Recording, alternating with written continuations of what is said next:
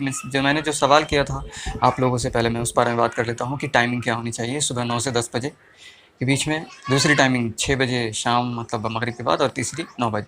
तो ज़्यादातर लोगों क्या सिर्फ 2 लोगों 2 स्टूडेंट्स का ही ये कमेंट आया है, जो कि आपको कमेंट अब दिखने वाला होगा पीछे या सामने में आपके, कि 9 बजे की टाइमिंग रखी जाए सुबह की। और मैं वो कमेंट आपको दिखा देता हूँ, वो ज़्यादा बेटर होगा।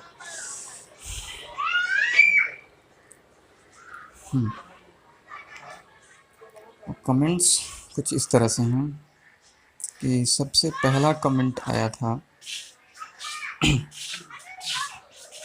हाँ, ये सबसे पहला कमेंट आपके सामने है। ये सबसे पहला कमेंट आया था जिसमें कहा गया कि 9 से 10 बजे सुबह के टाइम में अच्छा होगा। तो मैंने इनसे कहा कि इंशाल्लाह देखते हैं बाकी क्या स्टूडेंट्स कहते हैं, दूसरे स्टूडेंट्स।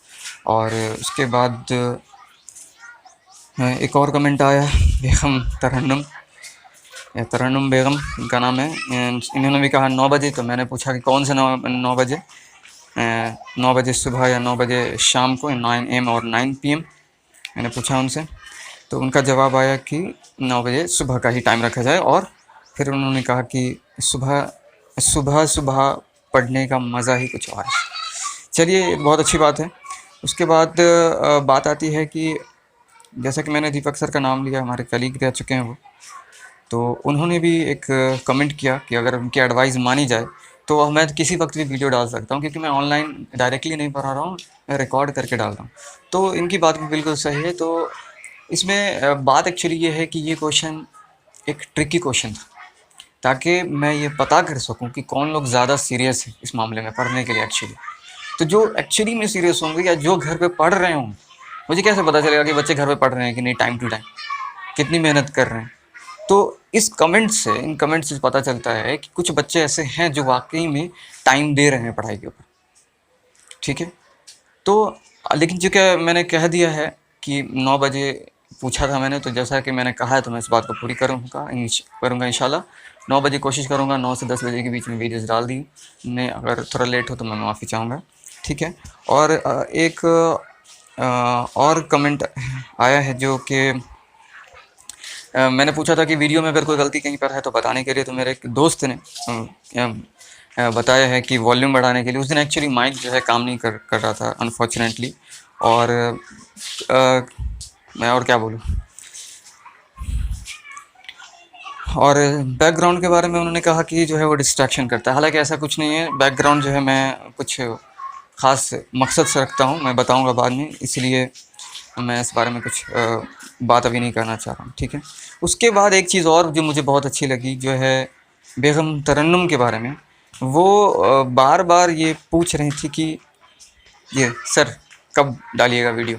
उसके बाद आता है उनका कमेंट कि सर फिज़िक्स से पहले जो है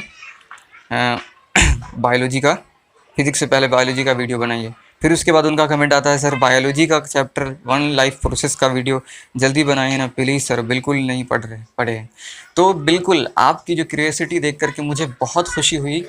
बेगम तरन्नुम, एक्चुअली मैं आपको पर्सनली नहीं जान रहा हूँ आप कौन है, लेकिन जो भी है, बहुत ये क्यूरियोसिटी देख के मेरा दिल भी कर रहा है कि मैं अब जितना ज़्यादा मेरा दिल कर रहा था वीडियो बनाने का, उससे 10 गुना ज़्यादा दिल कर रहा है अब और ज़्यादा मेहनत करूँ। मैं पहले सिर्फ रात में वीडियोज़ बनाता था, अब दिन में भी बना रहा हूँ, ठीक है। और आपकी जो ये ख्वाहिश है इंशाल्लाह मैं पूरी करूँगा, और लाइफ 1 प्रोसेस का चैप्टर जो है वो भी शुरू कर दूँगा, ठीक है। तो ये थे कमेंट्स थे, ठीक है। और अब इसके बाद बात ही आती है, हाँ, एक फेवरेट मेरी एक कमेंट इसमें है जो कि मैं आप लोगों को दिखाना चाहता हूँ। मैं कुछ बोलूँगा नहीं इस बारे में, आप खुद देखें सामने में। Sorry for delay. ये वाला कमेंट ये वाला कमेंट जो है मेरा फेवरेट कमेंट रहा। तो वैसे बाकी भी कमेंट्स अच्छे थे।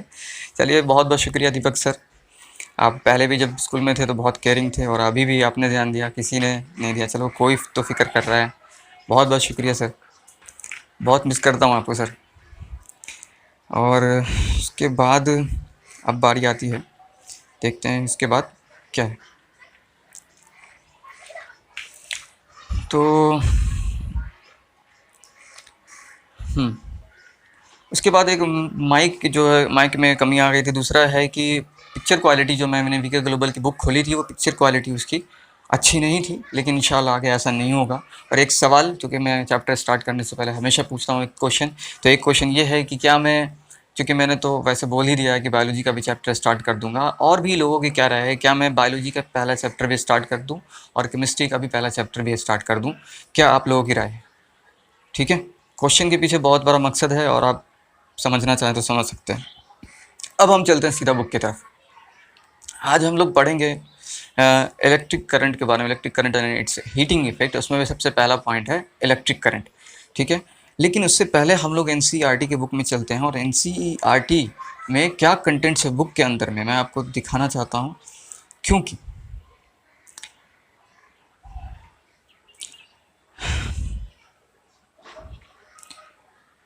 क्योंकि बात एक्चुअली ये है कि बाद में बहुत सारे स्टूडेंट जो है वो बोलते हैं कि मतलब एनसीईआरटी क्यों नहीं पढ़ा रहे हैं सर, एनसीईआरटी को छोड़ दिए बिल्कुल ही एकदम नहीं, क्यों नहीं पढ़ा रहे हैं, मतलब उसको लेके चलना। मैं लेके चलता हूँ लेकिन उनको पता नहीं चलता है क्योंकि बच्चे खुद नहीं पढ़ते बुक से, ठीक है। तो मैं ये चैप्टर आपको दिखाने जा रहा हूँ और ये चैप्टर मैंने खोल दिया, अब आपको पीछे स्क्रीन में दिख रहा होगा, ठीक है। तो मैं थोड़ा साइड हो जाता हूँ ताकि आप लोगों को अच्छे से दिख सके, ठीक है। ये है चैप्टर 12 इलेक्ट्रिसिटी। इसमें देखिए कितने कितने पॉइंट्स हैं। सबसे पहला पॉइंट है electric current and circuit. Electric current और उसके सर्किट के बारे में बात की गई, गिनते रहिए आप। एक ये फर्स्ट पेज था और ये सेकंड पेज, ठीक है। उसके बाद कुछ डायग्राम दिए गए हैं यहाँ पे और फिर जा कर के फिर कुछ क्वेश्चंस हैं, इंटरनल क्वेश्चंस, और उसके कुछ बारे में कुछ चीज़ें लिखी हुई है। इलेक्ट्रिक पोटेंशियल दूसरा है 12.2 electric potential and potential difference. इसमें भी कुछ चीज़ें लिखी गई हैं। उसके बाद हल्का फुल्का कुछ क्वेश्चंस हैं। उसके बाद 12.3 सर्किट डायग्राम है और उसमें कौन कौन से सिंबल इस्तेमाल होते हैं वो सब दिए गए हैं। ओम्स लॉ क्या होता है, फिर कुछ आई थिंक एक्सपेरिमेंट एक्टिविटी करने के लिए दी गई है यहाँ पे, और फिर जा करके यहाँ पर रिलेशन दिखाया है करंट का और वोल्ट का। ये सब चीज़ें हम लोग बहुत डिटेल में पढ़ेंगे इंशाल्लाह, इतना शॉर्टकट में नहीं जितना इसमें दिया हुआ है। और एक्टिविटी, फिर से एक्टिविटी से ज़्यादा कुछ कंटेंट ज़्यादा डाल देते तो अच्छा होता, क्योंकि हम लोग तो एक्टिविटी कर नहीं पाते हैं आमतौर पे स्कूल में अभी, और अब तो यहाँ से इतने दूर बैठे बैठे कैसे प्रैक्टिकल करवाऊँ। उसके बाद आप देखिए यहाँ पे कुछ चीज़ें दी हुई हैं कि मटेरियल्स जैसे सिल्वर, कॉपर, एल्युमिनियम सबके रेसिस्टिविटी कितनी है, रेसिस्टिविटी के बारे में बात की गई। फिर कुछ क्वेश्चंस दिए गए, उसके बाद जा कर के फिर कुछ क्वेश्चन था। उसके बाद आता है 12.6 resistance of a system of resistors. किसी सिस्टम में रेसिस्टर का जो मतलब सिस्टम बनाते हैं बहुत सारे रेसिस्टर जोड़ करके, जैसे कि बहुत सारे बल्ब है, फ़ैन है, ये सब जोड़ करके हम लोग, ये सब जो रेसिस्टर्स ही होते हैं ना, तो हम लोग इन सब के बारे में बाद में बात करेंगे डिटेल में। और फिर यहाँ पे फिर कुछ डायग्राम दिया गया है पैरेलल कॉम्बिनेशन और सीरीज़ कॉम्बिनेशन के बारे में, ठीक है। रेसिस्टेंस इन सीरीज़, इसमें बहुत कम क्वेश्चंस दिए हुए हैं इसके बारे में आई थिंक, यहाँ तक मैंने इस बुक को देखा है। और फिर कुछ एग्जांपल्स के साथ आप देख ही रहे हैं। आप ओवरऑल एक चीज़ ध्यान दें कि इस बुक में, यहाँ पे आप ध्यान दे सकते हैं कि इस बुक में टोटल 24 पेजेस हैं इस चैप्टर में, देखिए। उसके बाद मैंने पता नहीं मैं कहाँ दिखा रहा था, हाँ ये मैं, हाँ ये दिखा, यहीं पे था मैं पैरेलल ये सीरीज़ में। अगला कोई पॉइंट है आई थिंक 6 पॉइंट मैंने शायद छोड़ दिया या ले लिया है, सॉरी फॉर इनकन्वीनियंस। हाँ, रेसिस्टर्स इन पैरेलल ये 12.6.2 है। और उसके बाद बारी आती है, कुछ क्वेश्चन वगैरह दिए हैं यहाँ पे, और फिर जा कर के heating effects of electric current, ठीक है। क्या क्या किन किन बातों पे जो है हीटिंग डिपेंड करता है, वो सब बातें यहाँ पे लिखी हुई, थोड़ी बहुत कम है, ना के बराबर है, ठीक है। और कुछ क्वेश्चंस हैं, फिर practical applications of heating effect of electric current, कहाँ कहाँ इस्तेमाल होता है, प्रैक्टिकल एप्लीकेशन है, एंड इलेक्ट्रिक पावर के बारे में बात की गई है। उसके बाद ये चैप्टर में हल्का फुल्का कुछ क्वेश्चन देते हैं और चैप्टर हो जाता है समाप्त, ठीक है। अगर आपको ये बुक चाहिए तो मुझे कमेंट सेक्शन में लिख करके बताएं, मैं इस चैप्टर को पीडीएफ वाले फॉर्मेट को मैं आपको भेज दूंगा किसी भी तरीके से, जिस तरह से हो। मैं लिंक डाल दूंगा कि आप डाउनलोड करना चाहें तो आप वहाँ से कर सकते हैं, पढ़ना चाहें तो पढ़ सकते हैं, कोई दिक्कत नहीं इससे। लेकिन मैं जिस बुक से पढ़ाने जा रहा हूँ उसमें जो कंटेंट्स हैं, अगर मैं उसको दिखाना शुरू करूँ तो आधा घंटा कम से कम कंटेंट दिखाने में लगेंगे, ठीक है। तो मैं चलता हूँ अब उस बुक की तरफ जिसके बारे में मैं बात कर रहा था। ठीक है, पहले तो मैं उसके कंटेंट्स दिखाता हूँ।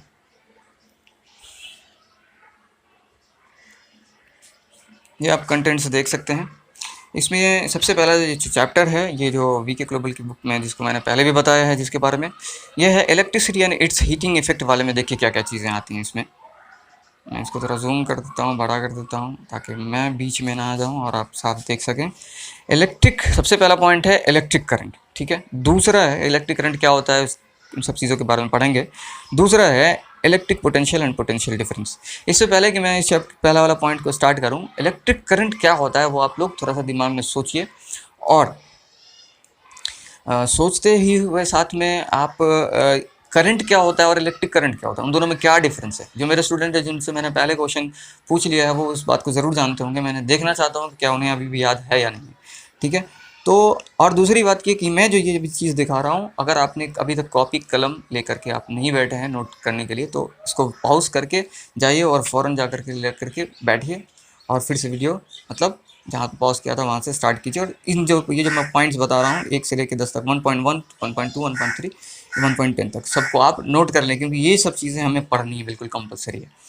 तो पहला है इलेक्ट्रिक करंट, उसके बाद electric potential and potential difference होता क्या है, इन सब चीज़ों के बारे में पढ़ेंगे। Electrical circuit and it's component, circuit जो कैसा बनता है, उससे कौन कौन से कंपोनेंट्स होते हैं, जैसे स्विच हैं, वायर हैं, कंडक्टर, कंडक्टिंग का जो पाथ का जो काम करता है, लोड हो गया, फिर जाके सोर्स है, बहुत सारी चीज़ें। हालांकि मुझे ऐसे बोलना चाहिए था, सबसे पहले सोर्स, फिर कंडक्टिंग पाथ, फिर स्विच, फिर जाकर के लोड। तो आएंगे जब चैप्टर के अंदर में तो बात करेंगे वहाँ पर। उसके बाद है ओम्स लॉ। ओम्स लॉ है क्या, अभी इसके बारे में कोई बात नहीं करनी है, वहाँ पे चलेंगे, तब तक आप लोग पढ़ करके रहिए। Conductors, insulators and resistors. Conductors क्या होते हैं, इंसुलेटर्स क्या होते हैं, और रेसिस्टर्स क्या होते हैं।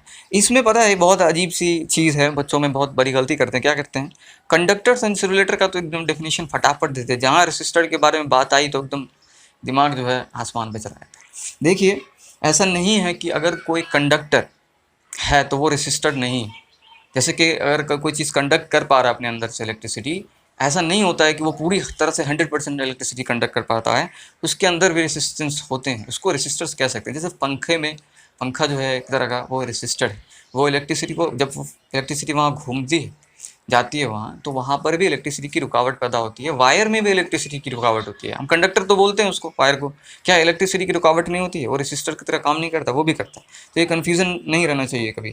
Factors affecting the resistance of conductor, किस फैक्टर पे किसी भी कंडक्टर का रेसिस्टेंस डिपेंड करता है, ये बहुत डिटेल में अंदर में जाना होगा, इसके बारे में बाद में बात करते हैं। उसके बाद है 1.7 रेसिस्टिविटी।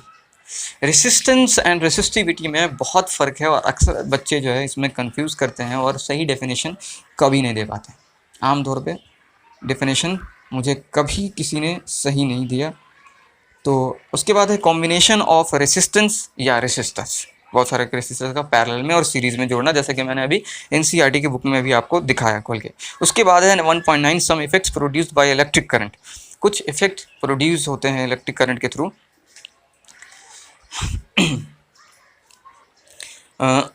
उसके बारे में बात करनी है। फिर उसके बाद हाउस होल्ड इलेक्ट्रिकल अप्लायंसेस, घर में जो लगने वाले इलेक्ट्रिकल अप्लायंसेस है, फ़ैन, बल्ब, जितनी भी चीज़ें, टीवी, इलेक्ट्रिसिटी, मतलब सारी चीज़ों के बारे में ओवरऑल। चलिए, इस चैप्टर को मैं अब शुरू करने वाला हूँ, इलेक्ट्रिक करंट वाले को। लेकिन शुरू करने से पहले एक सवाल तो बनता है, क्योंकि हम लोग पढ़ने जा रहे हैं फिज़िक्स। फिज़िक्स किस में, तो साइंस में आता है।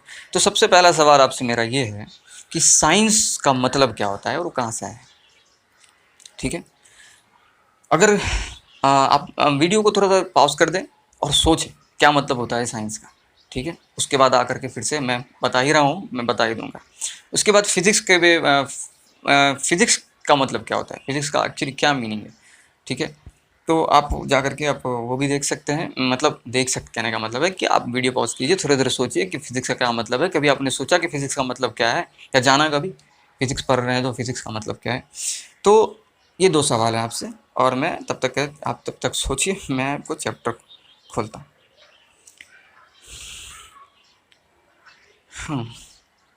तो मैंने पहले भी कहा कि पिछली बार, हाँ, तो पहले तो मैंने जवाब दिया नहीं थी, पहले जवाब दे देता हूँ। देखिए, साइंस जो वर्ड है, साइंटिया, लैटिन वर्ड साइंटिया से आया है। लैटिन या ग्रीक वर्ड कह सकते हैं, दोनों सेम ही है, एक पुराना एक नया लैंग्वेज है, ठीक है। साइंट, और आपको सामने में दिख भी रहा होगा। तो वो आया है साइंटिया से, जिसका मतलब होता है नॉलेज हासिल करना, ज्ञान प्राप्त करना, इल्म हासिल करना, ये सब कुछ भी हो सकता है, ठीक है। और जो इंसान उस चीज़ के पीछे भागता है, जानने की कोशिश करता है बहुत ज़्यादा, तो उसको कहते हैं साइंटिस्ट। जो बहुत ज़्यादा नॉलेज गेन करने की कोशिश करता है, उसके पीछे पड़ता है, एक्सपेरिमेंट करता है कि आखिर क्या बात है, क्या बात है, क्या बात है, तो उसको हम लोग साइंटिस्ट कहते हैं। तो साइंस और साइंटिस्ट कोई अजूबा चीज़ नहीं है। नॉलेज अगर जिसके पास है वही साइंटिस्ट है, या जो नॉलेज को गेन करने की कोशिश कर रहा हो, बहुत ज़्यादा जद्दोजहद कर रहा हो, एक्सपेरिमेंट्स पे एक्सपेरिमेंट्स किए जा रहा हो, ठीक है।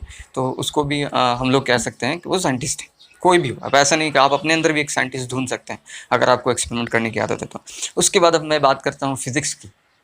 ये भी एंशियंट ग्रीक से आया है। एंशियंट ग्रीक बोलने का मतलब वही लैटिन ही हुआ एक तरह से। फिज़िक्स का मतलब होता है डायरेक्टली या इनडायरेक्टली बोले तो नेचर होता है, या स्टडी ऑफ नेचर, या मैं अगर इस तरह से कहूँ तो क्यों ना मैं आपको दिखा ही दूँ। ये आप देख सकते हैं सामने में कि फिज़िक्स फ्रॉम एंशियंट ग्रीक, इसका मतलब होता है नॉलेज ऑफ नेचर। यानी नॉलेज का मतलब क्या है, साइंस से आया है नॉलेज, साइंस का मतलब नॉलेज होता है, एंड नेचर मतलब साइंस का वो ब्रांच जिसमें हम लोग नेचर के बारे में पढ़ते हैं। अब देखिए, एक चीज़ बहुत गौर करने वाली बात यहाँ पे है कि नेचर में सारी चीज़ें आ जाती हैं। फिज़िक्स में जो है, मतलब अगर हम बोलते हैं तो सिर्फ फिज़िक्स नहीं, केमिस्ट्री और बायो सब चीज़ें आ जाती हैं। बहुत गौर करने वाली बात है कि नॉलेज ऑफ नेचर, नेचर में क्या हो रहा है। अब हम ये बोलेंगे सिर्फ पार्टिकुलरली फिजिकल फिनोमेना, तो ये मेरे हिसाब से सही नहीं होगा, क्योंकि according to Wikipedia its meaning is knowledge of nature, कुदरत का की नॉलेज हासिल करना। उसके बाद आगे बोलता है कि it is the natural science that studies matter, matter को स्टडी करना ये नेचुरल साइंस है। Natural it is the natural science, ये नेचुरल साइंस है दैट स्टडीज़ मैटर, जो मैटर को स्टडी करता है, उसके मोशन को स्टडी करता है, और उसके बिहेवियर को थ्रू स्पेस एंड टाइम, उसको भी ये करता है। And related entities of energy and forces, और उससे जुड़े हुई जो एनर्जी हैं और फोर्सेस हैं उसको भी स्टडी करता है। तो अगर हम इन सब चीज़ों के बारे में बात करें, चूँकि मैटर के बारे में बात आई, पदार्थ के बारे में, तो हम बोल सकते हैं, सीधी सी बात है कि अगर हम बोले तो फिज़िक्स का मतलब तो ये भी हो गया कि अब जो है उसके अंडर में केमिस्ट्री आता होगा। ज़ाहिर सी बात है कि अगर आप फिज़िक्स के अंडर में वो कहते हैं, फिज़िक्स के बारे में अगर विकिपीडिया कहती है, पूरी दुनिया कहती है अगर कि नॉलेज ऑफ नेचर है, तो नेचर में केमिस्ट्री और बायोलॉजी भी आते हैं। और यहाँ पर तो साफ साफ कह दिया गया है कि जो है स्टडी ऑफ मैटर के बारे में बात की गई है, उसके मोशन के बारे में और बिहेवियर के बारे में, स्पेस और टाइम के साथ। उसके बाद ये and related entities of energy and forces, इस चीज़ के बारे में भी बात की गई है। देखिए, एनर्जी के बारे में जब बात आती है तो कहीं ना कहीं लिविंग थिंग्स के बारे में बात आती है, ठीक है।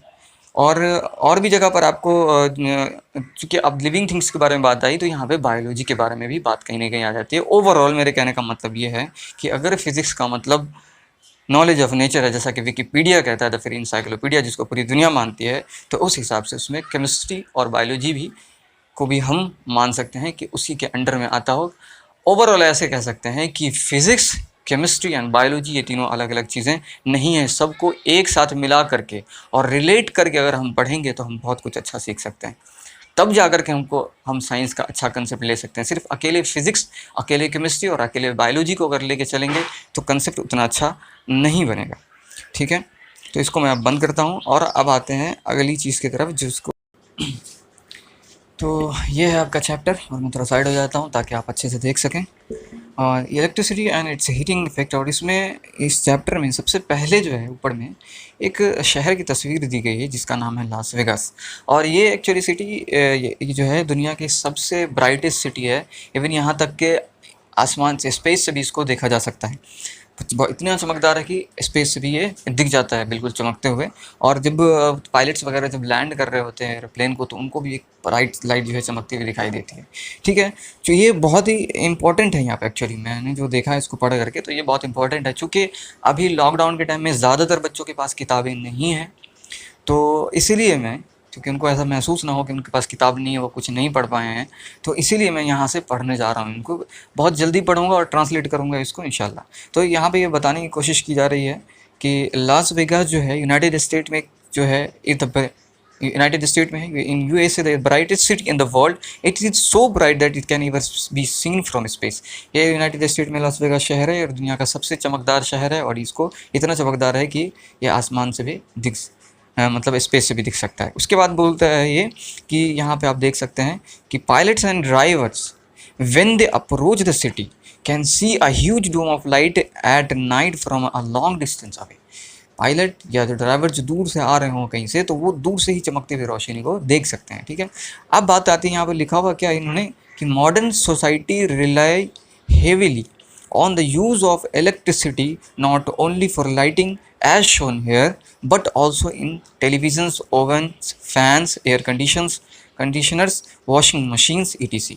देखिए यहाँ पर जो है इस पिक्चर का डालने का मकसद भी इन्होंने बता दिया। इन्होंने ये बताया कि ये तो मॉडर्न सिटी है, इसमें लाइट चमक रही है, बहुत ज़्यादा लाइट्स है ही, लेकिन इसका मतलब ये नहीं है कि यहाँ पर सिर्फ जो है सिर्फ और लाइटिंग पर्पज़ के लिए इलेक्ट्रिसिटी का इस्तेमाल कर सकते। देखिए कितना दिमाग लगाया है ऑथर ने, कि लिखने वाले ने इस बुक के, कि इस पिक्चर को डाल करके ये सिर्फ नहीं दिखाया है कि ब्राइटेस्ट सिटी, बल्कि ये भी दिखाया है कि इसके अलावा और भी चीज़ें का इस्तेमाल, इलेक्ट्रिसिटी का इस्तेमाल बताया जा रहा है एक्चुअली यहाँ पे। ठीक है, तो उसके बाद बहुत बात की जाती है, electricity has become the necessity of today's life and today we can not think of a single task being getting done without electricity. बिल्कुल सही बात है कि इलेक्ट्रिसिटी जो है हमारी बेसिक नेसेसिटी, बहुत ज़रूरत हो गई है अब। बिना इसके अगर हम अपने लाइफ में अब कोई काम करने के बारे में सोच भी नहीं सकते हैं। ठीक एग्जांपल के तौर पे मैं अभी माइक से रिकॉर्ड कर रहा हूँ और चारों तरफ जो है बल्ब जल रहे हैं, और आपको जो वीडियो भेजूँगा, वीडियो जो अपलोड करूँगा, एडिट करूँगा, अपलोड करूँगा, सेंड करूँगा, शेयर करूँगा, इन सब चीज़ के लिए इलेक्ट्रिसिटी की बहुत ज़रूरत है। मतलब ये एक बहुत बड़ी बेसिक नीड बन गई है हमारी ज़िंदगी में। ठीक है, उसके बाद यहाँ पर आप देख सकते हैं साइड में भी जितने भी टॉपिक्स हैं 1 से लेकर के 10 तक यहाँ पे दे दिए गए हैं। इस पोर्शन पे आप देख सकते हैं, यहाँ पे दिया गया है। ठीक है, मैं ऑलरेडी इसके बारे में बता चुका हूँ, ज़्यादा बोलना अच्छी बात नहीं है। ठीक है, अब इसमें जो चीज़ हैं कुछ और भी इंपॉर्टेंट चीज़ें इलेक्ट्रिसिटी के बारे में कुछ समझाने के लिए यहाँ पे ऑथर ने कुछ चीज़ें लिखी हैं जो मुझे लगता है कि पढ़ के आपको बताना चाहिए, इसलिए मैं अब यहाँ से पढ़ना शुरू कर रहा हूँ। In the present technological age electricity plays a very important role. अभी का जो टेक्नोलॉजी का एज है इसमें इलेक्ट्रिसिटी का बहुत बड़ा योगदान है और रोल है। Starting from our common household appliances to large scale industries and from entertainment to transport and communication. सिर्फ कॉमन यूज़ हाउस मतलब घर में जो बल्ब पंखा इस्तेमाल हम लोग करते हैं, उससे लेकर के इंडस्ट्रीज़ बड़े लार्ज लेवल पर भी, एंटरटेनमेंट से लेकर के फिर ट्रांसपोर्ट और कम्युनिकेशन के लिए भी इलेक्ट्रिसिटी का इस्तेमाल करते हैं। जिस तरह से मैं अभी आपसे कम्युनिकेट कर रहा हूँ, ये भी इसमें भी इलेक्ट्रिसिटी की खर्च हुई है। Electricity is used everywhere, electricity हर जगह इस्तेमाल हो रहा है। The large scale production and utilisation of electrical energy is regulated regarded as an index to determine the degree of development of a country. कितना प्रोडक्शन हो रहा है इलेक्ट्रिसिटी का, उस कंट्री के मतलब डेवलपमेंट को भी दिखाता है। जितना ज़्यादा इलेक्ट्रिसिटी प्रोड्यूस करता है वो उसका डेवलपमेंट उतना ही ज़्यादा होगा, क्योंकि इलेक्ट्रिसिटी को फिर वो बेच भी सकते हैं किसी दूसरे देश से वहाँ ट्रांसफ़र करके।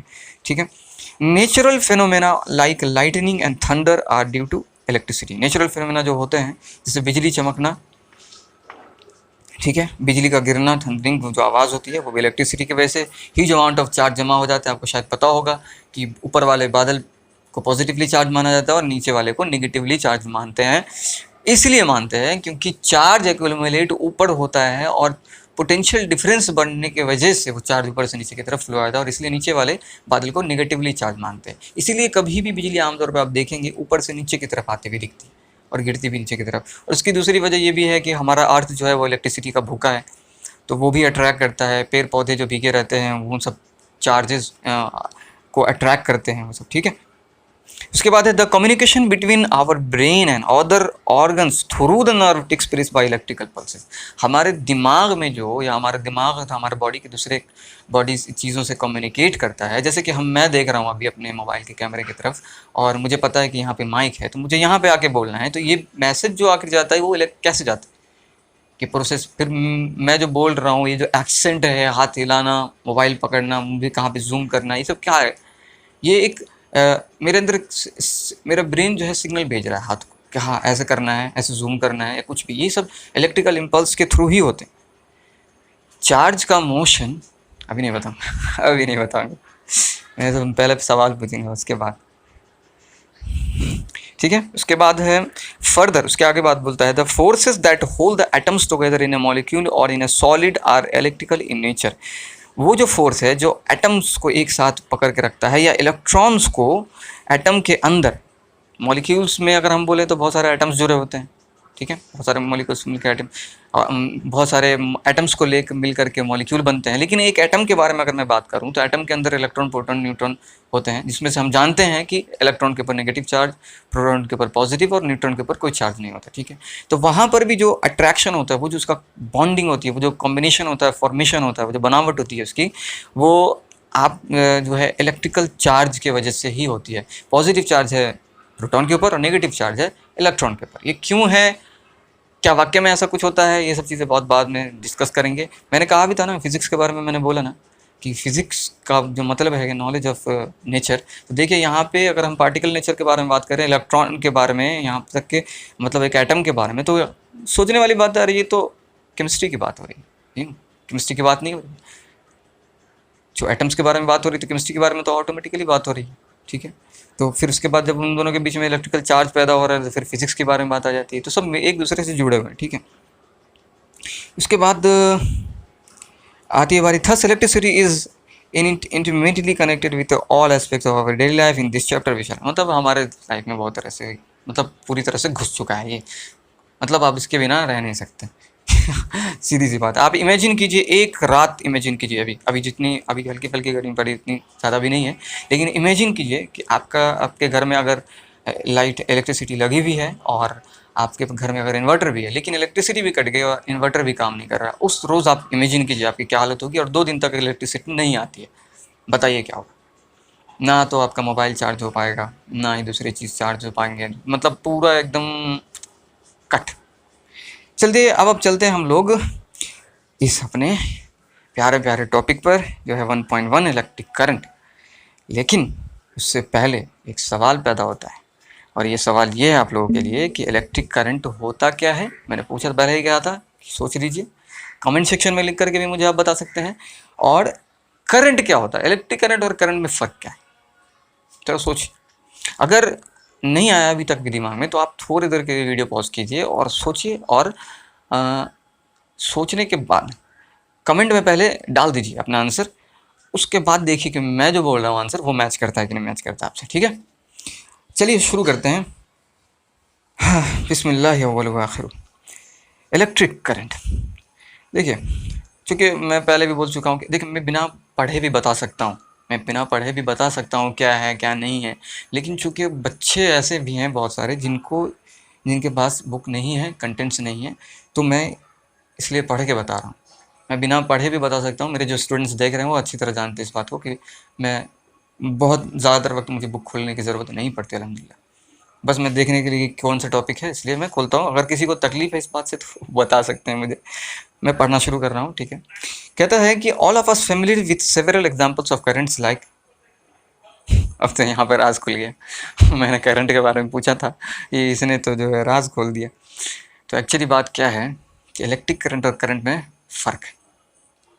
करंट कहते हैं किसी भी चीज़ के फ्लो को, जैसे कि अगर एयर बह रही है, हवा बह रही है अगर, तो हम कहेंगे कि एयर करंट है, यानी कितनी हवा का कितना वॉल्यूम किसी पार्टिकुलर एरिया से कितना बह रहा है कितने टाइम में, उसको कहते हैं हवा का करंट यानी एयर करंट। पानी कितना बह रहा है उसको कहेंगे हम वाटर कितना जा रहा है, कितना मीटर क्यूबिक वाटर जा रहा है, क्योंकि वॉल्यूम में हम लोग पानी को नापते हैं ना, कितने किसी पार्टिकुलर पॉइंट से कितने टाइम में, हम कहेंगे उसका उतना करंट है। जितने ज़्यादा पानी बह रही होगी जितने ज़्यादा, तो उतना ज़्यादा करंट है। हवा जितनी ज़्यादा तेज़ बहेगी हवा की करंट उतनी ज़्यादा होगी। ठीक इसी तरह से जितने ज़्यादा चार्जेस यानी इलेक्ट्रिकल चार्जेस बोलो या इलेक्ट्रिकल चार्जेस बहते हैं उतने ही ज़्यादा करंट होते हैं। मतलब कि amount of charge passing through a conductor through a particular area, किसी पार्टिकुलर एरिया से कितना चार्ज पास कर रहा है पर यूनिट टाइम में, उसी को हम कहेंगे इलेक्ट्रिक करंट कहेंगे। अगर बात आती है पानी की तो, और एयर है तो एयर करंट, वाटर है तो वाटर करंट, आदमी है तो आदमी करंट, जो करंट लेना लीजिए। उसके बाद हम सीधी जिस चीज़ के बारे में बात कर रहे हैं, जितना इलेक्ट्रिकल चार्ज पास होगा उतना ही हम बोलेंगे कि इलेक्ट्रिकल करंट है। जितना ज़्यादा चार्ज पास करेगा जितना कम टाइम में, बट्टे का मतलब ये होता है नीचे से, हम तो जानते हैं डिनोमिनेटर अगर छोटा हो, टाइम अगर कम है और चार्ज ज़्यादा फ्लो कर रहा है तो उसका मतलब जो है करंट की वैल्यू ज़्यादा होगी। और जो लोग पढ़ चुके हैं थोड़ा बहुत वो जानते हैं कि I is equal to Q by T, यानी current is equal to charge per unit time. इसके बारे में डिफाइन मैं करूँगा और कुछ क्वेश्चंस भी हैं जो मैं बताऊँगा। कुछ लोगों के क्वेश्चंस भी आए हैं और मैं उसको डिफाइन करूँगा। तो सब उन लोगों के लिए मैं पढ़ देता हूँ जिनके पास किताब नहीं है। तो यहाँ पे वही कह रहा है कि all of us familiar with several examples of current like air current, water current, etc. Just as following water constitute water current in rivers.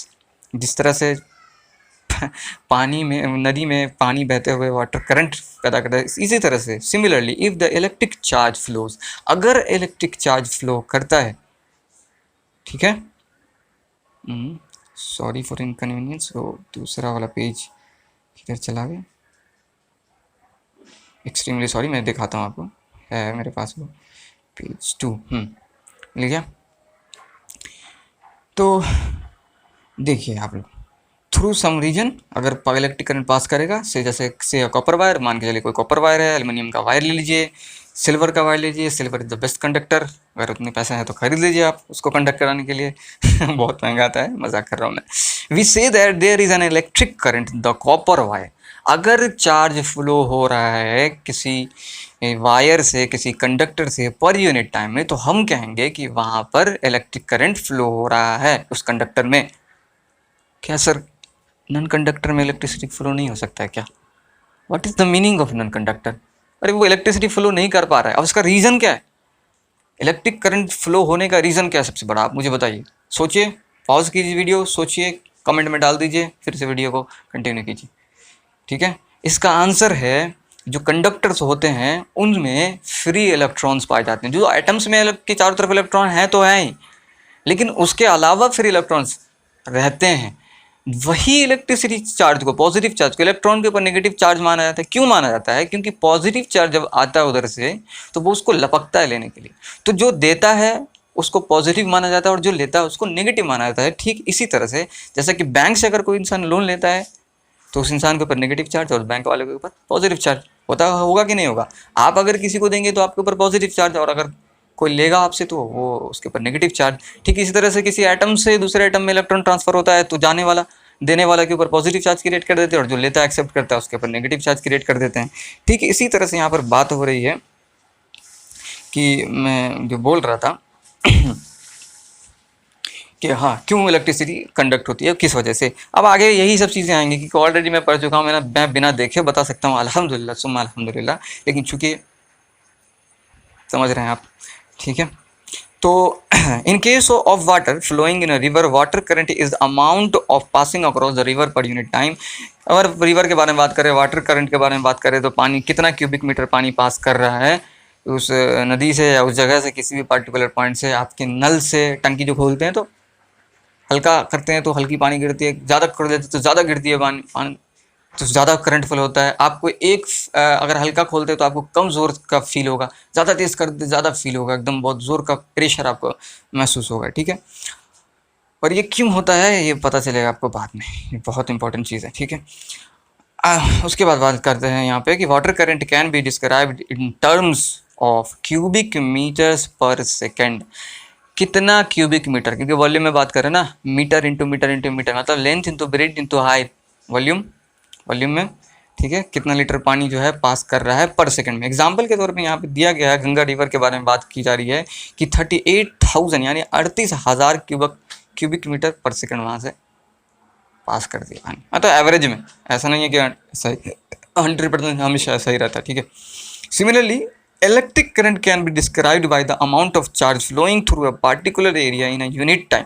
इसी तरह से हम इलेक्ट्रिक करंट को डिस्क्राइब कर सकते हैं किस तरह से कि कितना चार्ज फ्लो कर रहा है किसी पार्टिकुलर एरिया से किसी कंडक्टर में। In other words electric current is the rate of flow of electric charges.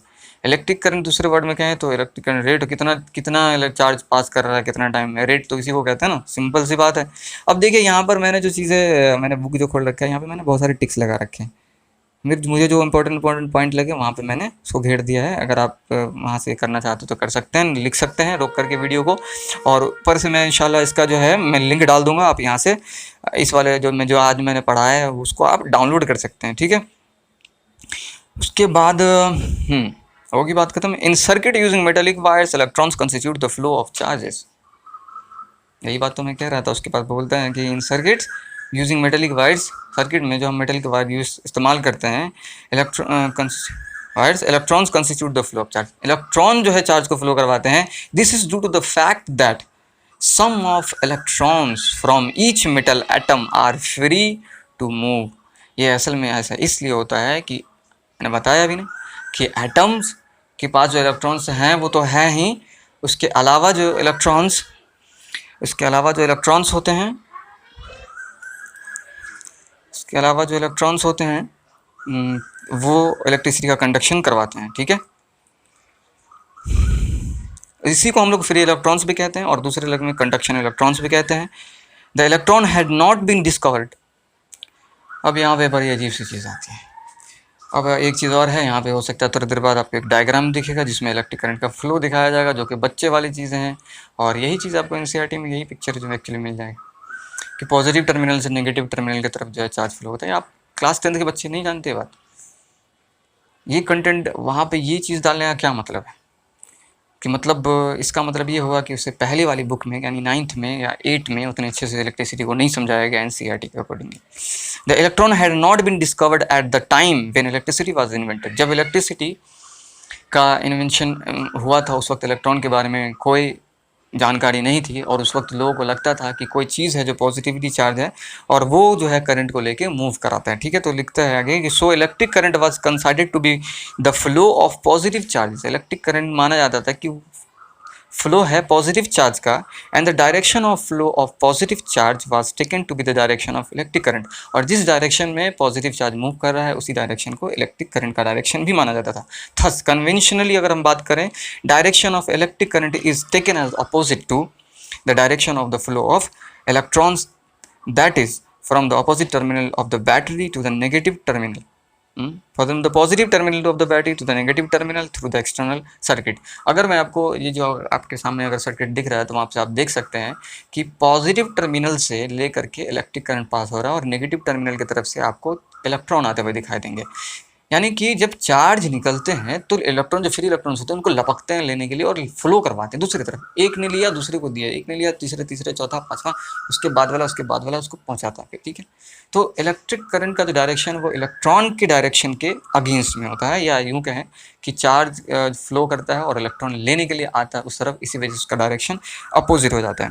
उसके बाद अब आती है आखिरी चीज़ जो यहाँ पे एक फार्मूला दिया हुआ है कि अगर हम समझना चाहें कि करंट का रिलेशन क्या है चार्ज और पर यूनिट टाइम से, तो हम इस तरह से दिखा सकते हैं। ये जो दिखा हुआ है फार्मूला I = Q/T, इन दोनों सब का रिलेशन दिया हुआ है कि अगर हम करंट निकालना चाहते हैं तो हम करेंगे क्या, चार्ज पर यूनिट टाइम डालेंगे, मतलब कितना charge per unit time pass हो रहा है। लेकिन इस फॉर्मूले को थोड़ा सा बदल के भी देख सकते हैं, यानी कि करंट बराबर चार्ज पर यूनिट टाइम। आपके सामने में अभी लिखा रहा होगा, आप देख सकते हैं, ठीक है। कि यहाँ पर मैंने कुछ कन्वेंशनल की आसानी के लिए मैंने जो है कुछ चीज़ें तैयार कर रखी हैं जो आपके सामने में डिस्प्ले होंगी, अभी लिखाएंगे, ठीक है। तो लेकिन अगर मैं ये कहता हूँ कि अगर I बराबर अगर Q/T है तो फिर इस फॉर्मूले से तो मैं टाइम भी निकाल सकता हूँ, जैसे T बराबर Q/I भी कर सकता हूँ, यानी टाइम बराबर चार्ज पर यूनिट करंट, मतलब कितना चार्ज पास हो रहा है पर यूनिट करंट पे, कितना जो करंट फ्लो हो रहा है। टाइम भी निकाल सकते हैं और उसके बाद चार्ज भी निकाल सकते हैं। अगर हमको चार्ज निकालना है यानी Q निकालना है यहाँ से, तो हम क्या करेंगे, Q = I × T, यानी करंट इंटू टाइम करेंगे। और आपको पता होगा ये बात आप बिल्कुल जानते हैं अच्छी तरह से कि मोबाइल की बैटरीज पर mAh लिखी होती है, 5000 mAh, 4000 mAh, 3000 जो भी है, 10000 mAh, ठीक है। तो वो mAh का मतलब क्या है, वहाँ पे वो चार्ज जो है शो कर रहा है। या अगर आप अपने घर में इन्वर्टर है तो वहाँ पे आप जाके देखेंगे, इन्वर्टर पे आप जाके देखिए कि वहाँ पे लिखा हुआ होगा AH, कुछ भी लिखा होगा नंबर और लिखा होगा AH, यानी एम्पेयर आवर। एम्पेयर मतलब यहाँ पे हो गया करंट, और आवर जो है वो डिफाइन कर रहा है टाइम को, लेकिन हम जानते हैं टाइम का यूनिट सेकंड होता है, इसलिए हम कन्वर्ट करेंगे एग्जांपल के तौर पे, जो कि अभी आपके सामने में आ रहा होगा। अगर मैं बात करूँ, मैं कहूँ, पहले एक सिंपल सा एग्जांपल लेते हैं कि 2 चार्ज मुझे पता करना है, ठीक है। जैसे कि अगर कोई चार्जर है, उसमें 2 एम्पेयर का करंट इससे पास हो रहा है, मोबाइल का चार्जर, ठीक है। और मैं अपने मोबाइल को 1 घंटे तक चार्ज में लगाता हूँ, तो उसमें कितना चार्ज स्टोर हुआ होगा, कितना कूलम चार्ज, ठीक है। तो 2 एम्पेयर का करंट है और मैं मल्टीप्लाई कर रहा हूँ 1 घंटे से, मतलब कितना सेकंड होगा, 3600 सेकंड होते हैं 1 घंटे में। अगर उसको मल्टीप्लाई करूँ तो कितना आएगा, 7200 कूलम आएगा, 7200 कूलम्स आएंगे, क्योंकि मैंने डायरेक्टली क्या किया, करंट को टाइम से मल्टीप्लाई कर दिया, लेकिन डायरेक्ट आवर से नहीं, मैंने उसको सेकंड में कन्वर्ट करके फिर जा करके उसको चेक किया है। आप देख सकते हैं यहाँ पर मैंने पूरा एकदम क्लियर कर दिया है, ठीक है। उसके बाद अगर एक और एग्जाम्पल लेते हैं, जैसे मोबाइल वाला एग्जाम्पल ले लेते हैं। मोबाइल वाला एग्जाम्पल अगर लें तो मिली एम्पेयर आवर, तो देखिए मिली का मतलब यहाँ पे क्या है, वो उसके पावर को, उसकी हैसियत, उसकी ताकत को बता रहा है। मिली आप अगर अगर आप मेरे स्टूडेंट पहले से तो या कहीं और भी पढ़े होंगे, ऐसा तो नहीं कि और किसी ने नहीं पढ़ा होगा, पढ़े होंगे कहीं, तो आप जानते होंगे मिली का मतलब है 10 का पावर -3। जैसे डेसी 10 का पावर -1, सेंटी 10 का पावर -2, मिली 10 का पावर -3, माइक्रो 10 का पावर -6, नैनो 10 का पावर -9, पीको 10 का पावर -12, फेमटो 10 का पावर -15, एट्रो 10 का पावर -18, जेप्टो 10 का पावर -21 एंड योक्टो 10 का पावर -24। ये सब चीज़ें अगर आपको नहीं पता है तो याद कर लीजिए। अगर आप कहेंगे तो मैं इसके लिए भी कुछ कर लूँगा इंशाल्लाह, एक अलग से ही क्लास ले लूँगा। उसके बाद ये नेगेटिव डायरेक्शन में गया, पॉजिटिव डायरेक्शन में भी जा सकते हैं, इस बारे में अभी बात ना करना ज़्यादा बेहतर है कि आगे चलते हैं। तो मिली का मतलब हो गया 10 का पावर -3। तो अगर मैं मानता हूँ कि सपोज़ कि कहीं से 2 मिली एम्पेयर करंट पास कर रहा है, और मैं ले लेता हूँ 2 मिली एम्पेयर ले लेता हूँ, और फिर से मैं 1 घंटे से मल्टीप्लाई कर देता हूँ, तो अब यहाँ पे 2 × 10⁻³ हो जाएगा, और फिर घंटे की जगह पे जो सेकंड को कन्वर्ट करना है टाइम को, फिर वो 3600 सेकंड में कन्वर्ट हो जाएगा। और मल्टीप्लाई करने के बाद आएगा मल्टीप्लाई करने के बाद जो आंसर आएगा वो आएगा 7200 × 10⁻³ जो कि आपके सामने लिखा रहा होगा। और अगर हम उसको कन्वेंशनली अगर कन्वर्ट कर दें, जो साइंटिफिक नोटेशन होता है, तो वो 7.2 कूलम हो जाएगा, ठीक है। अब आगे बात करते हैं, आगे चलते हैं, उसके बाद देखते हैं इससे रिलेटेड एक्चुअली कुछ क्वेश्चंस आए हैं, तो मैं इसको डिस्कस कर लूँ। देखिए यहाँ पे मिली एम्पेयर के बारे में भी दिया हुआ है, मिली माइक्रो एम्पेयर के बारे में दिया हुआ ही है, मैंने ध्यान नहीं दिया, लेकिन मुझे पता था अल्हम्दुलिल्लाह, तो मैंने इसको कर लिया। अब इससे पहले कि मैं कुछ और पढ़ूँ, आगे बढ़ूँ, मैं एक क्वेश्चन आपको लोग को दिखाना चाह रहा हूँ। ये सामने में एक क्वेश्चन होगा, आप लोग थोड़ा ध्यान से देखें, ठीक है। ये मेरे एक स्टूडेंट ने मुझसे पूछा था कि Q इजिकल टू, पता है मुझे कि Q इजिकल टू NE है, ठीक है। तो मुझे यहाँ पे N क्या है, ये जो N है वो N क्या है। Q बराबर, एक्चुअली अगर मैं बोलूँ कि I इजिकल टू Q/T है, तो पता तो चलता है I बराबर करंट है, T बराबर टाइम। ये Q बराबर Q है क्या, तो Q एक्चुअली होता है चार्ज, जो कूलम हम ले रहे हैं, तो चार्ज किस टर्म में ले रहे हैं। हम लोगों ने अभी अभी देखा कि चार्ज जो फ्लो हो रहा है वो इलेक्ट्रॉन फ्लो करवा रहा है, तो हम पर हर इलेक्ट्रॉन कितना चार्ज लेके जाएगा, हर इलेक्ट्रॉन कितना लेके जाएगा, नेगेटिव में है तो उतना ही पॉजिटिव चार्ज, जितना इलेक्ट्रॉन हर इलेक्ट्रॉन जो है उतना ही चार्ज ले सकता है। 1.6 × 10⁻19 कूलम चार्ज जो है ले सकता है। तो हमको पता करने के लिए कि नंबर ऑफ इलेक्ट्रॉन्स कितने हैं, हमको मल्टीप्लाई करना पड़ेगा चार्ज से। अगर हमको चार्ज ऑलरेडी अगर पता है, Q पता है, और इलेक्ट्रॉन के ऊपर के साथ चार्ज वो भी पता है, तो हम नंबर ऑफ इलेक्ट्रॉन्स निकाल सकते हैं। दूसरा, अगर हमको ये पता करना है कि चार्ज कितना है, तो वो भी हम निकाल सकते हैं। जैसे एग्जांपल के तौर पे करंट का एक क्वेश्चन आया है, इसमें उसका वैल्यू दिया गया है, करंट निकालने के लिए कहा गया। तो आप देख सकते हैं कि I इजिकल टू Q/T होता है करंट का फॉर्मूला, और वहाँ से मैंने उसको कन्वर्ट किया। और पहले तो मैं बता दे रहा हूँ कि यहाँ पे जो क्वेश्चन में जो चीज़ें दी गई हैं वो है N बराबर, यानी कि number of electrons equal to 6 × 10⁻17, और इलेक्ट्रॉन का चार्ज है 1.6 × 10⁻19 कूलम, और उसके बाद टाइम दिया गया है 1 मिनट, और पूछा गया है कि बताइए कि करंट कितना फ्लो होगा।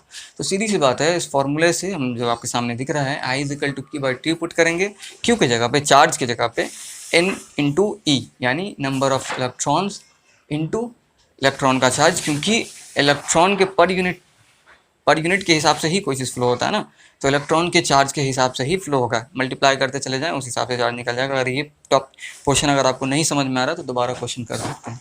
ठीक है। तो n की जगह पे मैंने 6 into 10 to the power minus 17 डाल दिया और चार्ज की जगह पे 1.6 into 10 to the power minus 19 डाल दिया और उसको डिवाइड दिया 60 सेकेंड से, 1 मिनट से नहीं, टाइम को सेकंड में कन्वर्ट करना पड़ेगा, तब जा करके आप देखेंगे आंसर आएगा 0.16 into 10 to the power minus 2।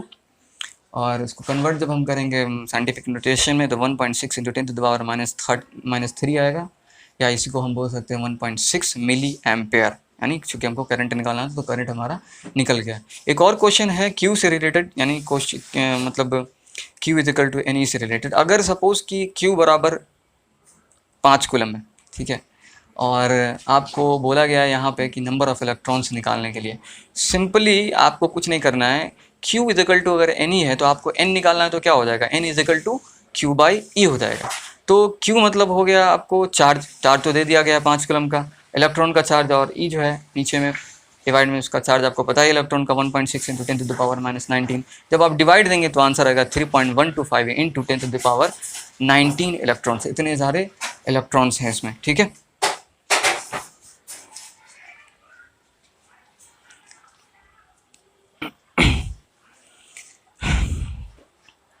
और भी चीज़ें हैं, मैं बताता हूँ, बस चलिए फ़ोन बंद हो गया तो थोड़ी सी दिक्कत हो रही, ठीक है। तो मैं कहाँ था, इस पोर्शन पे था, तो मैंने 3 क्वेश्चन आई थिंक बता दिए हैं, कुछ छोटा तो नहीं, मैंने सारी चीज़ें बता दी।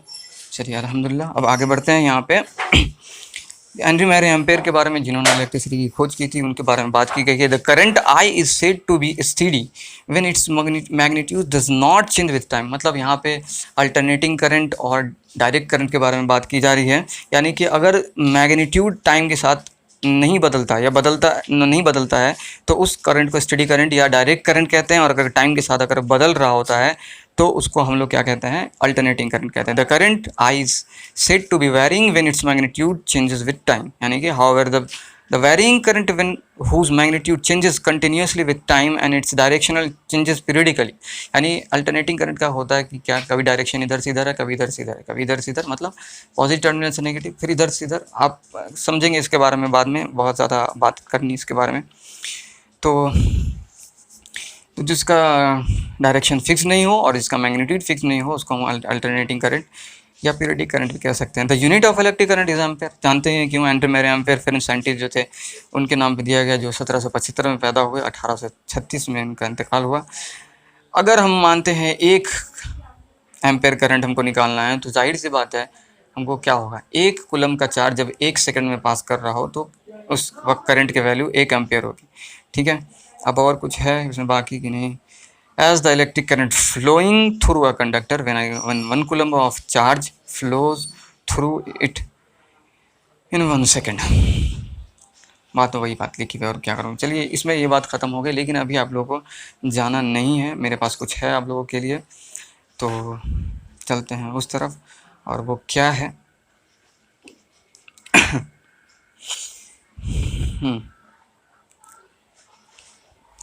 वो ये है कि पिछले वाले वीडियो में एक गलती हुई थी मुझसे, लेकिन अजीब बात है 40-45 लोगों ने वो वीडियो देखा, टीचर्स ने भी वीडियो देखे, लेकिन किसी ने उस गलती को नहीं बताया।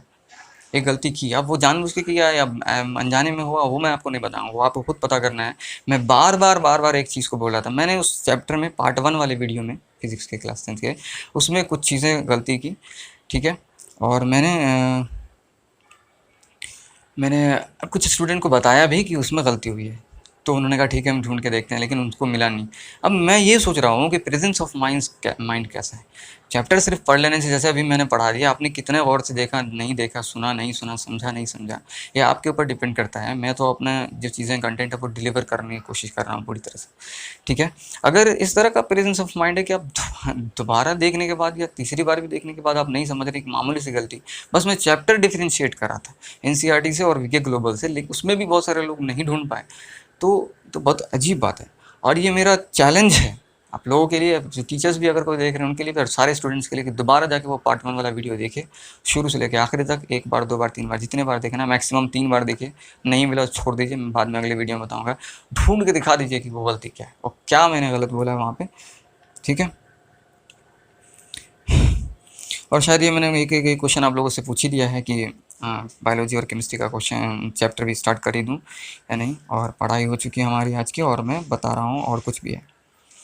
हाँ, आप लोग जिसमें मैंने अभी ये क्वेश्चन वगैरह कुछ बताए हैं, तो आप लोग जा कर के क्वेश्चन बनाएं। अगर कुछ क्वेश्चन आपको दिक्कत आ रही है तो डायरेक्ट कमेंट सेक्शन में भी डाल सकते हैं, पूछ सकते हैं, या किताब का नाम पिक्चर खींच के भी डाल सकते हैं, भेज सकते हैं मुझे, या फिर बुक का नाम किस चैप्टर में है और कौन क्वेश्चन नंबर कितना है, क्या दिक्कत हो रही है आपको, वो बता सकते हैं।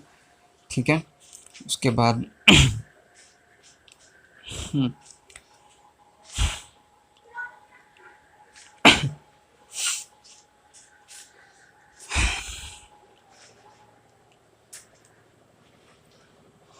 उसके बाद एक मिनट, हाँ, उसके बाद आप लोग का काम है इस चैप्टर में जो दूसरे टॉपिक्स हैं इलेक्ट्रिक करंट के बाद में, कि पोटेंशियल और पोटेंशियल डिफरेंस क्या है, इलेक्ट्रिक पोटेंशियल और पोटेंशियल डिफरेंस क्या है, या दूसरे और भी जो 10 तक के टॉपिक हैं। अगर आप चैलेंज एक्सेप्ट करते हैं तो ये चैलेंज है मेरा कि आप लोग जा कर के उसके ऊपर कोई अपनी तरफ से एक वीडियो बना करके मुझे सेंड कर सकते हैं ईमो पर, या मेरे ईमेल आईडी पे, जो कि है GHULAMSUBHANI1000@gmail.com। वहाँ भी भेज सकते हैं। तो मैं आप लोग के अगर जिसका कंटेंट मुझे अच्छा लगा, जो सही अच्छे से पढ़ाया होगा जिस स्टूडेंट ने, मैं उसका वीडियो पीछे चला दूँगा, और उस दिन समझिए उन्हीं का क्लास होगा, और मैं भी बताऊँगा उसके बाद एक्स्ट्रा इसके अलावा। ठीक है, उसके बाद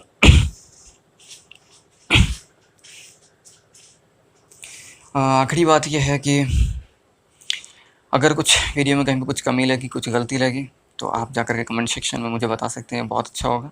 और इससे ये भी पता चलेगा कि कितने लोग इंटरेस्टेड हैं और कितने लोग बस ऐसे ही आ कर के थोड़ा देख कर के निकल लेते हैं। तो मुझे कम से कम अगर एक भी स्टूडेंट अगर ऐसा मिलता है कि जो वीडियो को पूरे अच्छे से देखते हों, समझने की कोशिश करते हों, तो मेरे लिए एक स्टूडेंट भी काफ़ी है। मैं तब तक वीडियो बनाता रहूँगा जब तक एक स्टूडेंट भी है। ठीक है, तो अगली बार इंशाल्लाह मिलता हूँ मैं नेक्स्ट सब्जेक्ट में, मतलब बायोलॉजी का एक जो लाइफ प्रोसेस का जो चैप्टर है, काफ़ी बड़ा चैप्टर है, बच्चों को दिक्कत भी आ रही है, इसलिए मैं सबसे पहले वो चैप्टर स्टार्ट कर दूँगा, और फिज़िक्स के साथ भी चलता रहेगा, और इंशाल्लाह केमिस्ट्री भी स्टार्ट हो जाएगी। ठीक है, तो मेरे लिए दुआ करते रहें। और अगर एक चीज़ और है, अगर आखिरी में मैं भूल रहा हूँ ये बात बताने की, मैं काम करूँगा अगली वीडियो में शुरू में बता दूँगा इस बात को। रहने देते हैं आज के लिए, तब तक के लिए आप सभी पर अल्लाह की सलामती, रहमतें और बरकतें नाज़िल हो।